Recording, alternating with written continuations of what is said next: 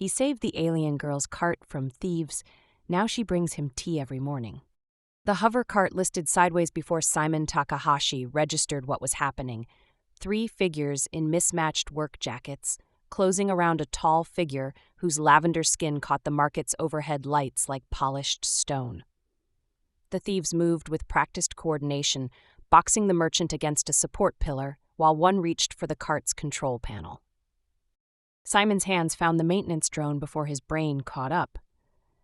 The compact repair unit sailed through the gap between stalls, its propulsion fans shrieking at emergency thrust.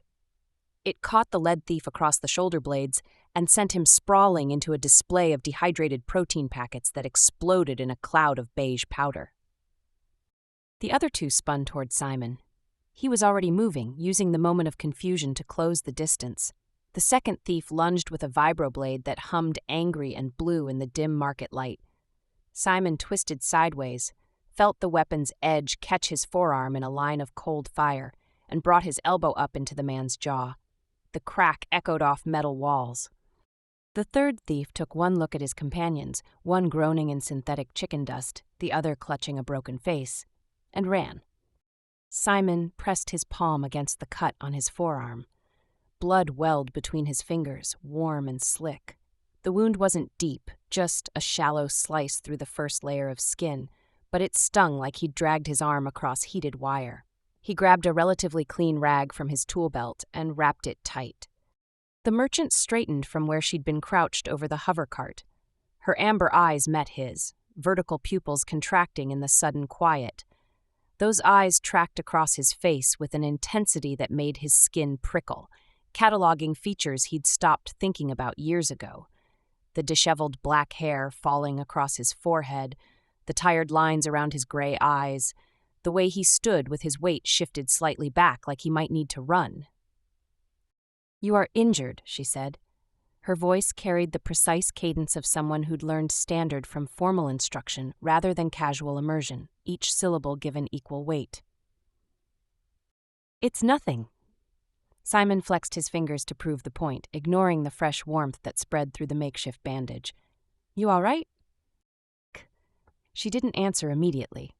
Instead, her elongated fingers moved across the scattered contents of her cart with deliberate care, retrieving a small lacquered container that had rolled against the pillar. The container's lid had cracked in the fall.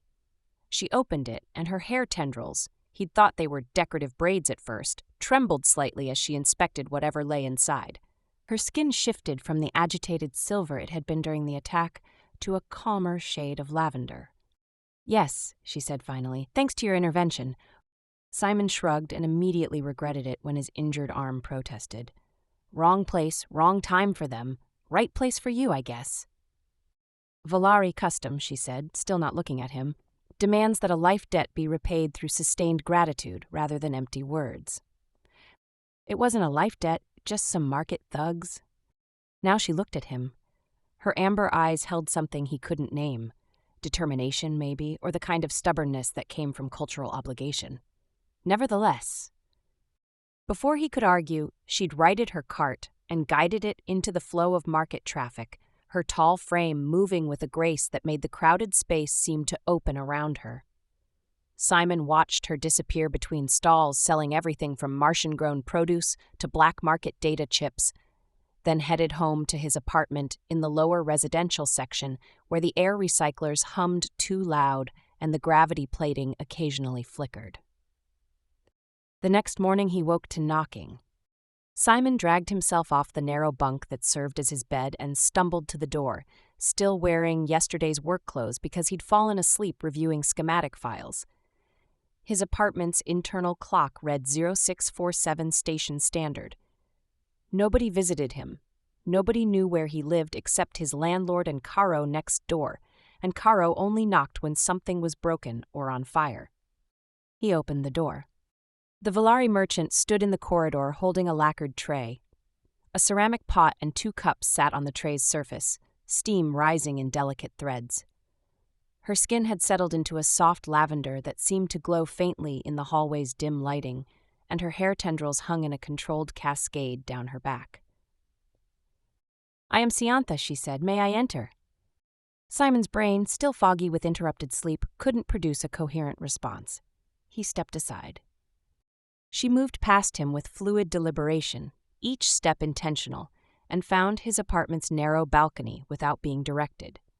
The balcony overlooked the agricultural sector, rows of vertical farms stretching away in ordered green columns, grow lights creating an artificial dawn. She set the tray on the small metal table he'd salvaged from station surplus and poured tea into both cups. "Valari gratitude," she said, "requires sustained action. I will return each morning until the debt is satisfied." "That's not necessary."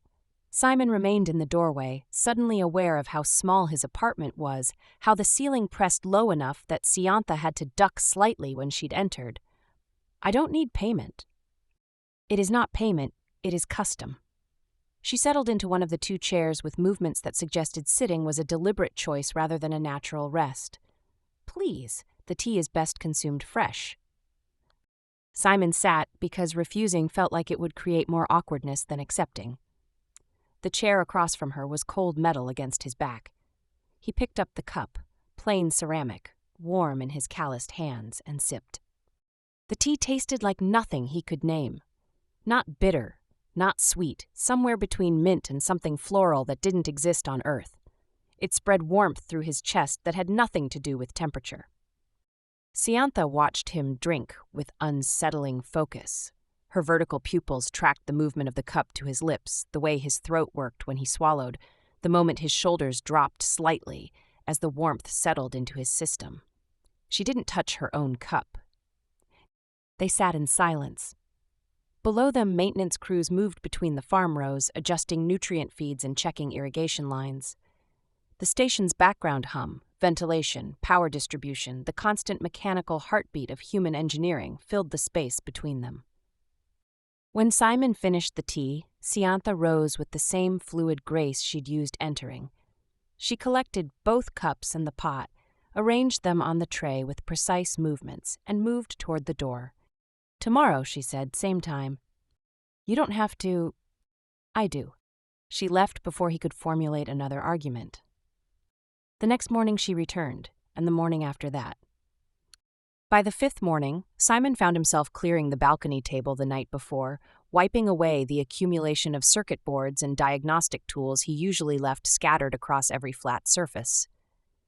The preparation made him uncomfortable in a way he couldn't articulate. Implied expectation, routine, the kind of small habit that suggested permanence. But when Siantha arrived carrying a different tea blend, this one darker, earthier, with an aftertaste like autumn leaves, he discovered the tension in his shoulders had eased before she'd even poured the first cup. On the 10th morning, she asked her first real question. "Why does an engineer with your credentials live in the lower sections?" Simon's hands tightened around the cup. The tea that morning tasted sharp, astringent, almost medicinal. Credentials don't mean much if nobody trusts you to use them. Siantha's ridge patterns pulsed faintly along her temples. Her hair tendrils shifted, moving independently in a way that seemed to respond to unspoken thought. Trust is earned through action, not forgotten through absence. Some actions can't be fixed with better ones later. She didn't press. Instead, she told him about Valari tea ceremonies, how her people believed that sharing carefully prepared infusions created pathways for understanding that words could not. Her measured cadence never wavered, but her skin shifted through subtle shades of lavender as she spoke, and Simon found himself watching those changes the way he'd once watched pressure readouts, looking for patterns, trying to understand the system's internal logic. When Caro cornered him in the corridor that evening, stocky frame blocking his path, iron-gray hair catching the overhead lights, sharp green eyes missing nothing, Simon knew what was coming before she spoke. "That Valari woman," Caro said, "the one visiting every morning. What about her?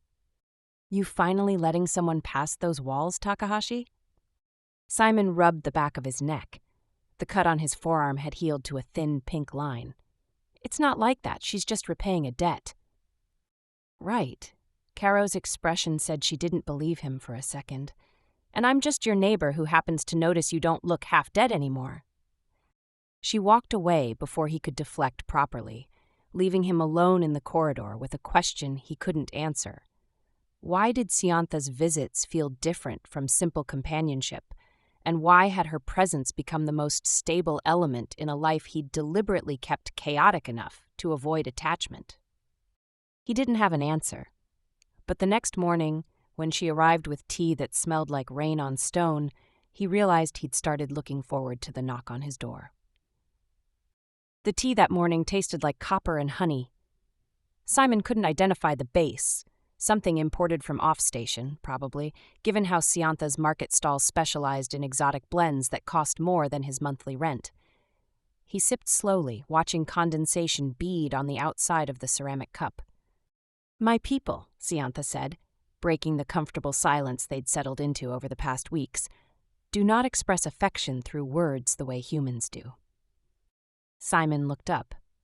Her skin had shifted to a shade of lavender, so pale it was almost white, her ridge patterns barely visible. The morning light from the agricultural sector caught the vertical pupils of her amber eyes, making them seem to glow from within. How do they express it? Through resonance. Her elongated fingers traced the rim of her own cup. Shared sensory experiences. A Valari bonding requires both parties to feel the same moment, not simply observe it together, but experience it as one consciousness experiencing two perspectives. That sounds intense. It is. Her hair tendrils coiled and uncoiled slowly, a rhythm Simon had started to associate with careful thought. Human emotional transparency is different. You declare feelings before they are fully formed. You touch without ceremony. You connect through chaos rather than carefully constructed harmony. You make us sound reckless. Not reckless. She met his eyes directly, something she rarely did. Brave. 3 days later, Simon's hand terminal chirped with an emergency maintenance request. Environmental Systems in Section 7 had developed a pressure differential that threatened to trigger automatic lockdown protocols. The pay was decent, but more importantly, the work would keep his mind occupied and his hands busy.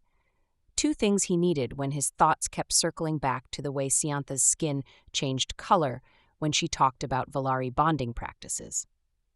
He arrived at the maintenance access point to find Siantha waiting. "I asked the station coordinator which engineer was assigned," she said by way of explanation. "I thought perhaps I could assist." Simon should have said no, should have told her the tunnels were cramped and potentially dangerous, that she'd just be in the way.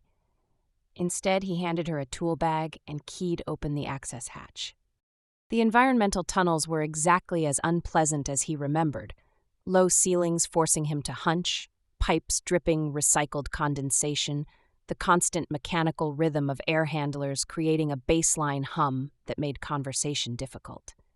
He moved through the narrow passages with economical efficiency, his body remembering the patterns from years of similar repairs. Siantha followed with fluid grace that should have been impossible in the confined space. Where Simon had to duck and squeeze, she seemed to flow around obstacles, her tall frame somehow occupying less room than it should. When he needed a specific tool, her hand was already reaching into the bag, passing him the correct implement before he asked. They worked without speaking. Simon traced faulty pressure readings to a partially collapsed vent shaft, while Siantha held his diagnostic scanner and relayed numbers in her measured cadence. The partnership felt natural in a way that surprised him, his quick, efficient movements complemented by her deliberate precision. Two different approaches creating something more effective than either would have managed alone. He was reaching for a coupling wrench when his hand slipped on condensation-slick metal. The jagged edge of a broken panel caught his palm, tearing through the thin work glove and into flesh beneath. Blood welled immediately, mixing with the moisture coating his hand.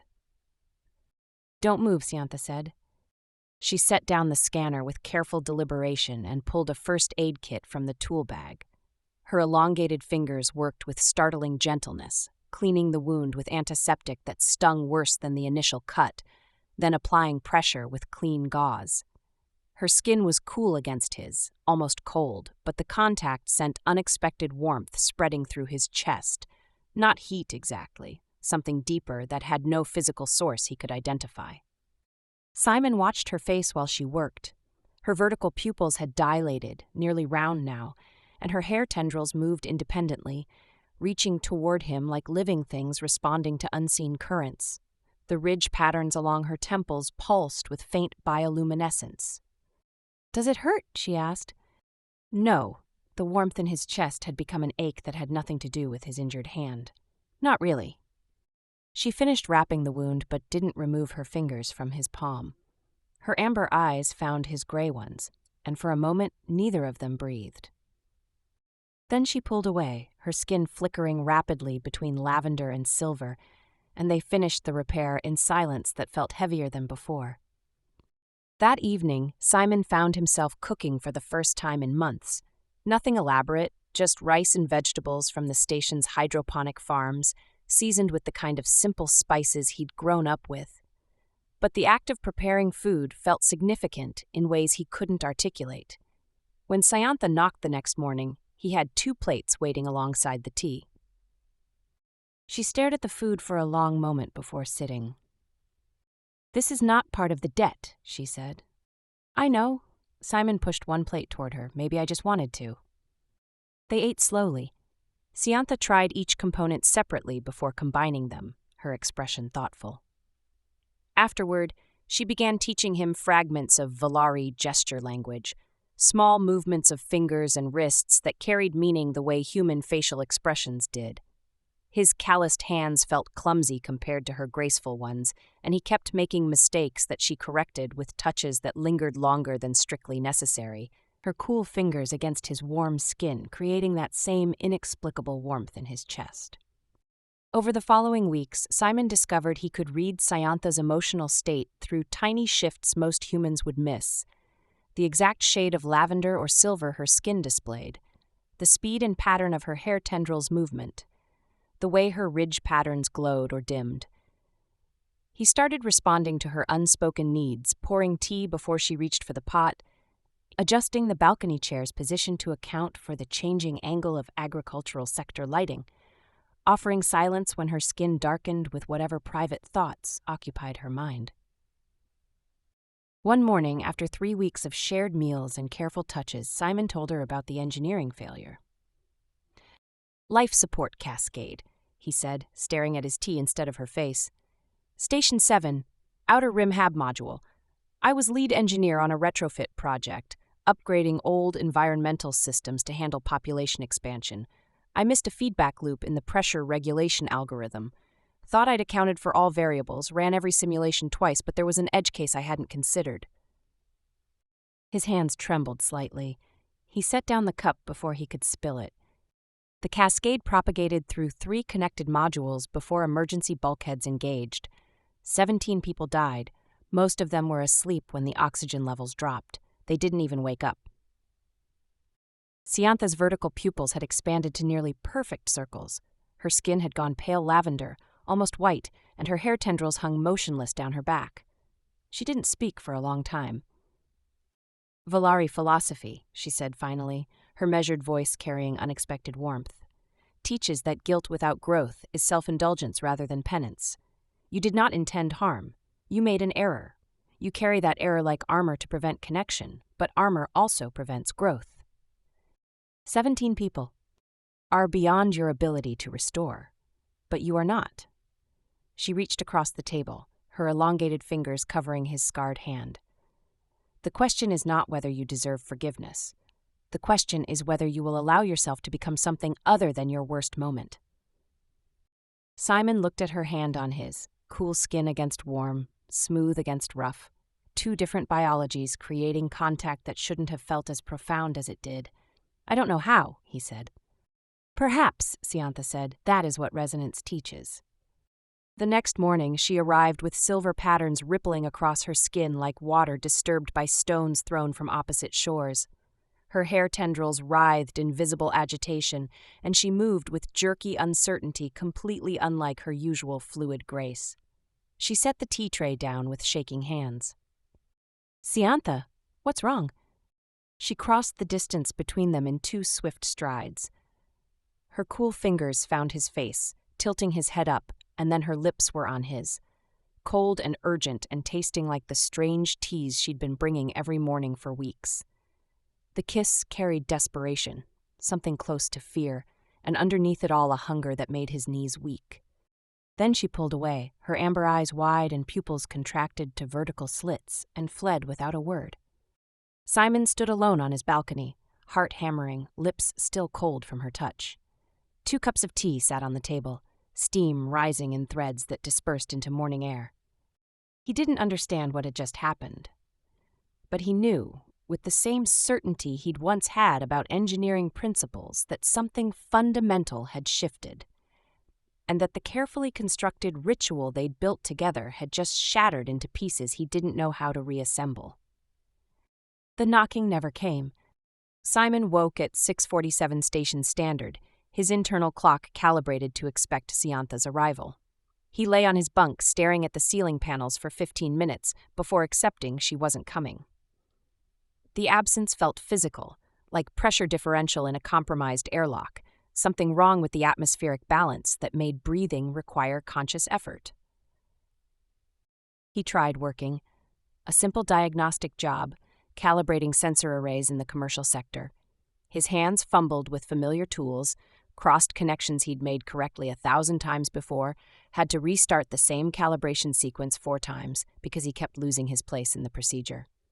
The client complained. Simon didn't argue, just took the reduced payment and left. The balcony table sat empty that evening.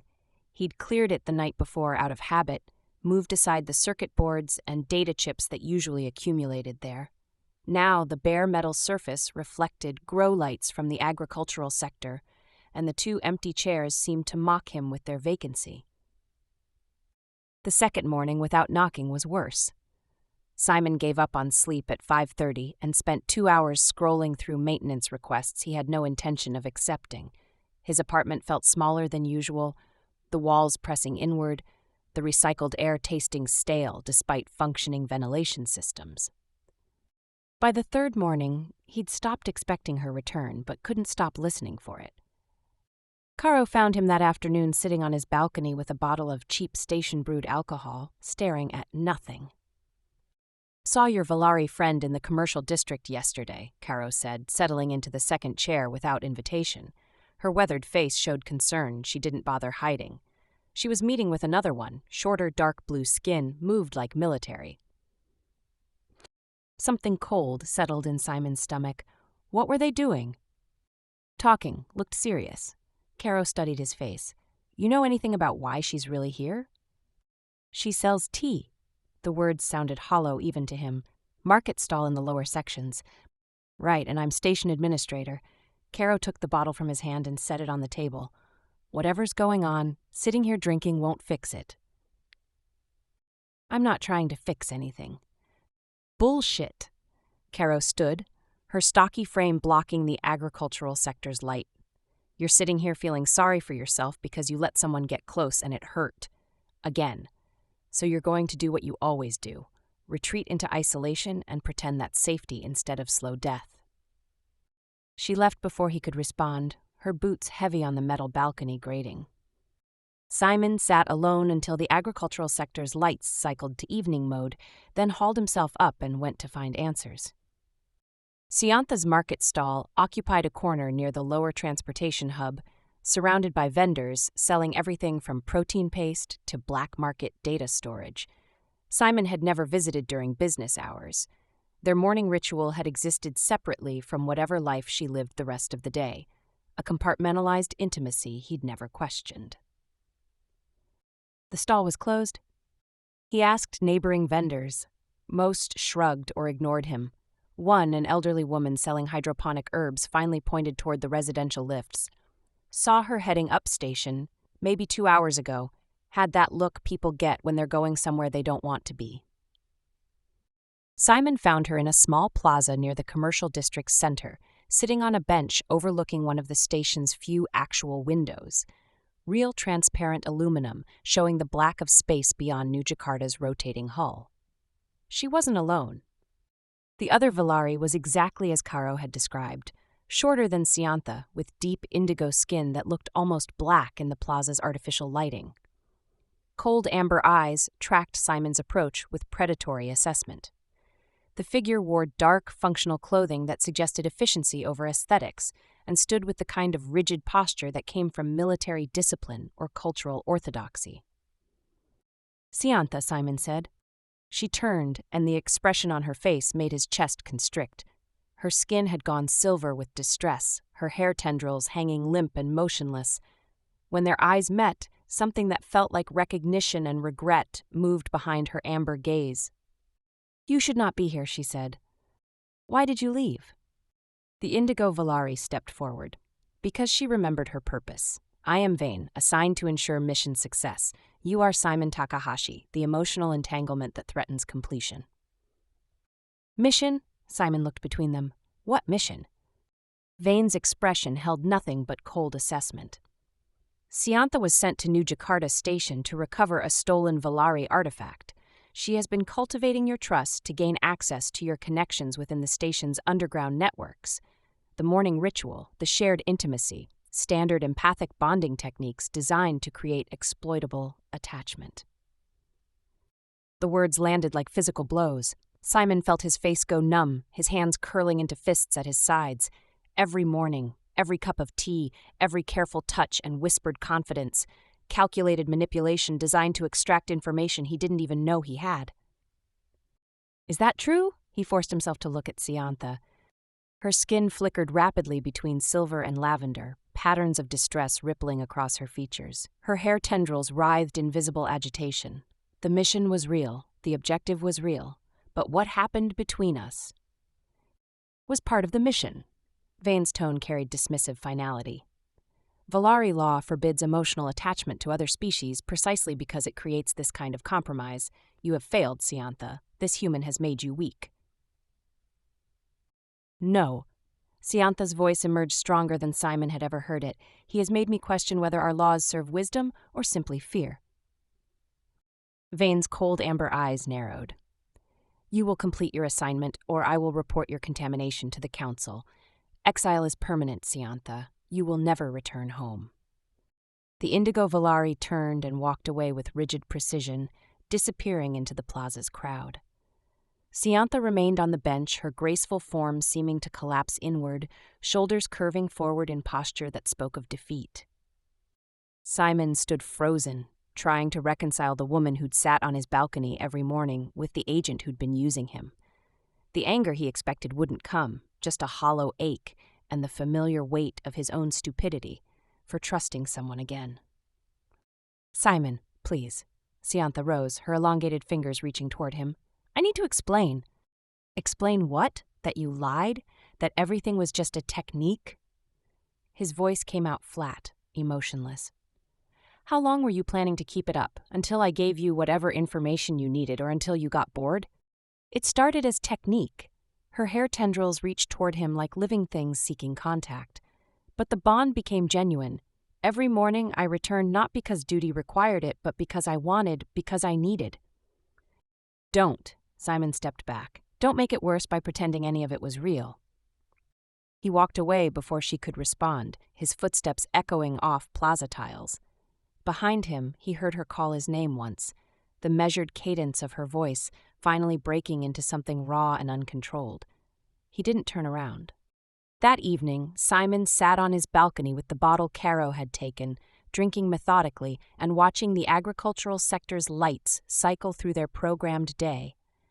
The empty chair across from him seemed to take up more space than it had any right to occupy. His terminal chirped with an incoming message. He ignored it, chirped again and again. Finally, he checked. Security footage from his building's surveillance system, flagged by the automated monitoring protocols he'd installed years ago when paranoia was still his primary operating mode. The footage showed 2 figures following him 3 days ago when he'd left for the commercial district. Different figures tailing Siantha when she'd visited his apartment last week, all of them carrying the distinctive scars and posture of syndicate enforcers, black market operators who controlled most illegal trade on the station. They'd been watching, both of them, which meant Siantha's presence in his life had made him a target for whatever forces wanted the artifact she'd been sent to recover. The anger finally came then, hot and clean. Not at her deception, but at the danger she'd brought. Not at the manipulation, but at his own fear. Because underneath the betrayal and hurt, part of him still wanted to help her, still felt that inexplicable warmth when he thought about her cool fingers on his skin. Caro found him an hour later, still sitting with the surveillance footage displayed on his terminal. "She used me," Simon said without looking up. "Probably." Caro settled into the empty chair. "Does that mean everything she felt was fake?" "What else could it be? Could be she was doing a job and accidentally developed actual feelings. Could be the bond she talked about was more real than either of you expected." Caro's weathered face softened. "Could be you're so scared of being hurt again that you'd rather believe it was all fake than risk finding out some of it was genuine." 17 people died because I made a mistake, Caro. I don't get to risk other people's safety for my feelings. Those 17 people died because equipment failed and circumstances aligned in ways nobody predicted. You made an error. You're not still making it. You're just using it as an excuse to never try again. She stood, her green eyes sharp in the dim light. Sometimes the bravest thing a person can do is risk being hurt. Sometimes isolation is just another way of dying slowly. She left him alone with his thoughts and the empty chair and the surveillance footage showing syndicate enforcers tracking his movements through the station's lower levels. Simon sat until the agricultural light cycled to night mode, then pulled up every security file he could access without triggering alarms. If Siantha had brought danger into his life, if the artifact she'd been sent to recover was valuable enough to warrant syndicate attention, then he needed to understand what he was dealing with. The search took 3 hours. By the end, he understood 2 things. The artifact was dangerous enough that people would kill to possess it, and Siantha was running out of time to recover it before something catastrophic happened. He also understood that despite the betrayal, despite the manipulation, despite every logical reason to walk away, he couldn't leave her alone to face whatever came next. Because maybe Caro was right. Maybe the warmth he felt when Siantha touched him wasn't manufactured technique. Maybe the bond they'd formed through weeks of morning tea and careful conversation was something neither of them had intended, but both of them needed. And maybe, just maybe, he was tired of letting fear make his decisions. Simon found Siantha's quarters at 300 Station Standard when the residential corridors were empty except for maintenance drones. He knocked once, and when the door opened, her amber eyes went wide with surprise that flickered immediately to hope. "I need the truth," he said, holding up his terminal with the surveillance footage displayed.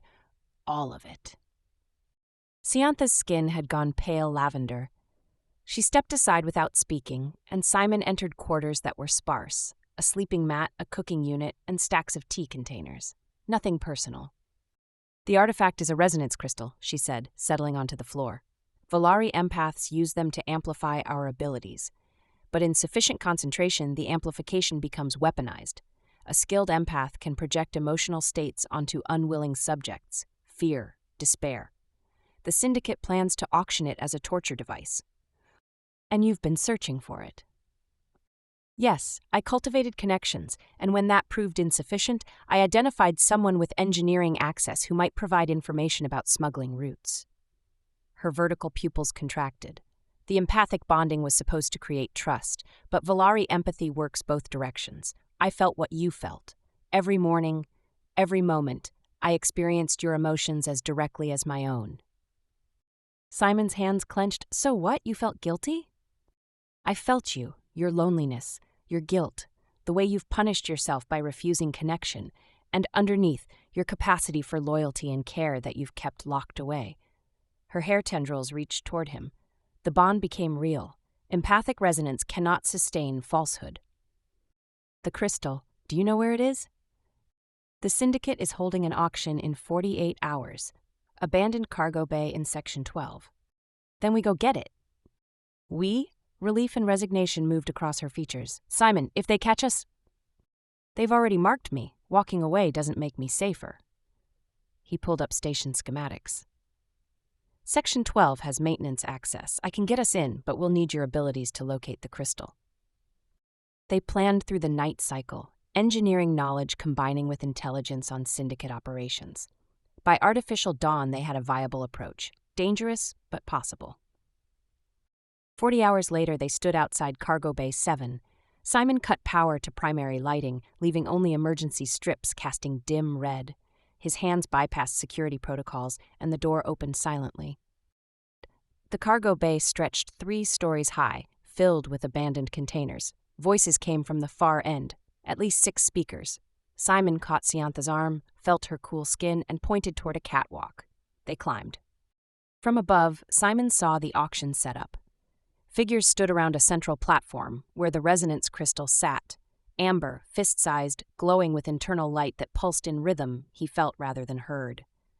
Syndicate enforcers carried weapons, scanning shadows, and standing beside the platform was Vane. Siantha went rigid, her skin turned silver, hair tendrils writhing. Below, Vane spoke with a syndicate lieutenant, gesturing toward the crystal. "He is selling it to them," Siantha whispered. "Not recovering it. He planned this from the beginning." "Change of plan," Simon said. "We're destroying it." "That will require direct contact. The energy discharge—" "I know." He pulled an electrical rig from his tool bag. "I can engineer a controlled overload, but only if you're channeling the resonance. It needs both triggers." "We could die." "We could, but at least we'd be choosing together." They descended using cargo rigging as cover. Simon's movements were economical, Siantha's fluid. They reached the platform from behind. Simon attached his rig while Siantha placed her fingers on the crystal's surface. The pulsing light intensified, and Simon felt pressure against his consciousness. "Now," Siantha said. Simon activated the rig. Current surged while Siantha channeled resonance, creating feedback. The crystal's light flared brilliant amber, then white. Simon grabbed Siantha's free hand, rough fingers interlacing with smooth ones, and felt her hair tendrils wrap around their joined hands. The crystal shattered. Energy washed outward, knocking everyone to their knees.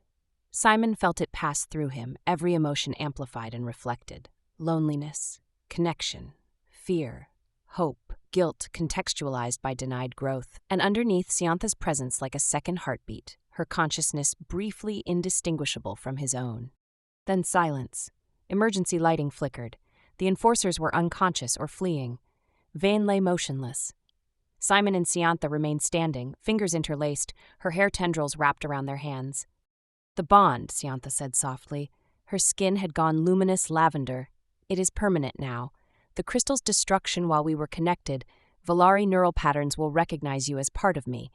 I will always sense your presence. You will always feel mine." Simon tested it, there, warmth in his chest. A second pulse synchronized with his heartbeat. He could feel her emotions like weather patterns in shared consciousness. "Your people's law," he said, "about attachment to other species, will result in exile if I return home." Her pupils dilated fully. "Valari culture believes bonds with humans create dangerous vulnerability, that our restraint and your chaos cannot coexist without corruption." "What do you believe?" "I believe that every morning I brought you tea, I was searching for something I did not know I needed. I believe the connection we formed transcends the mission. I believe choosing you, choosing this bond, is the first genuine decision I have made in my life." Simon pulled her closer, her cool forehead pressed against his warm one. "I spent years punishing myself," he said, "refusing to build anything worth losing. But you taught me the difference between existing and living. I'd rather face an uncertain future with you than return to isolation. Even knowing what it means, permanent connection, emotions shared, my presence in your consciousness until one of us dies. Especially knowing that." He threaded his fingers tighter through hers. "Stay with me, not as debt or duty, but as a choice we make freely, every morning." Siantha's lips found his, cool and deliberate, tasting like all the strange teas she'd brought over weeks that transformed their lives. The kiss carried steady certainty and the resonance of 2 consciousnesses learning to move as one. When they pulled apart, artificial dawn was lighting the agricultural sectors. Simon could feel it through their bond. Siantha's anticipation of morning ritual, his quiet joy at her presence, emotions belonging to both simultaneously. "I should bring tea," she said. "I'll clear the table." They walked out together, leaving the shattered crystal behind. The syndicate would regroup, station security would investigate, Vane would face prosecution. But those were problems for later. For now, there was only the promise of morning tea and the steady rhythm of two heartbeats learning to synchronize, human warmth and Valari grace, chaos and restraint, finding unexpected harmony in the space between what they had been and what they were choosing to become.